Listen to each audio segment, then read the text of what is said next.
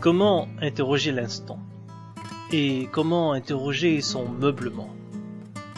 Meublement dans lequel l'humain se déploie, dans lequel les rencontres se trouvent, et dans lequel ils s'évanouissent comme un éphémère qui pourtant dure trop, et trop souvent, emportant avec lui une marque indélébile.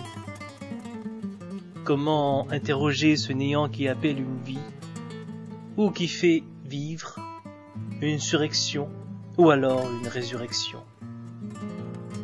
Comment interroger l'instant dérobé qui perdure, au présent?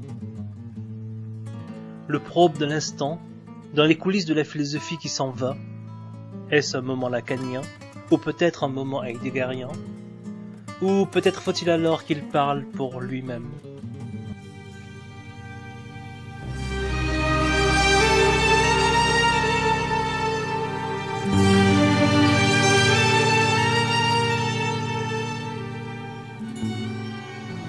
Maint instant se ressemble, maint instant se diffère.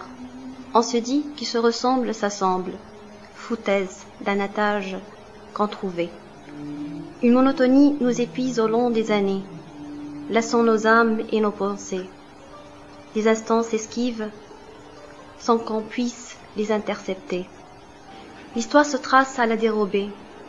Maint instant se ressemble, maint instant se diffère. L'histoire se trace à la dérobée. On se quitte avec un sens amer, on se rencontre avec un cœur ouvert. Les instants s'esquivent, à tort et à travers, traçant nos parcours éphémères.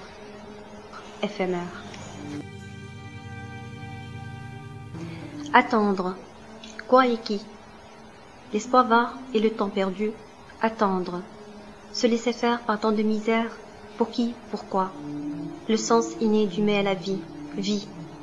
On ne sait ce que c'est, une existence, une subsistance ou une destinée. Insaisissable comme elle est, on ne sait si c'est une évidence ou une modicité. Chemins qui se croisent mais sans s'entrelacer, chemins qui s'en mêlent à un croisement déterminé.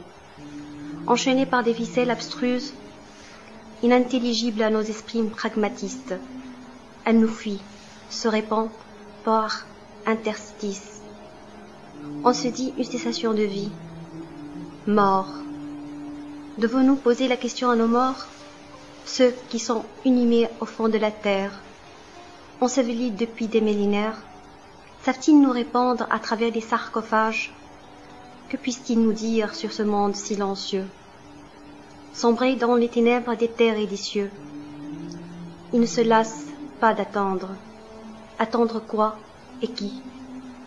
Une étincelle de lumière, les retrouvailles des êtres chers, ou l'ouverture des voies célestes, pour se dire ressuscité, ressuscité. Émergés de nulle part, les âmes retrouvent leur dépouille mortelle. Une éclosion jaillit impétueusement. L'attente n'est plus une attente, un supplice, une frénésie, une fatalité.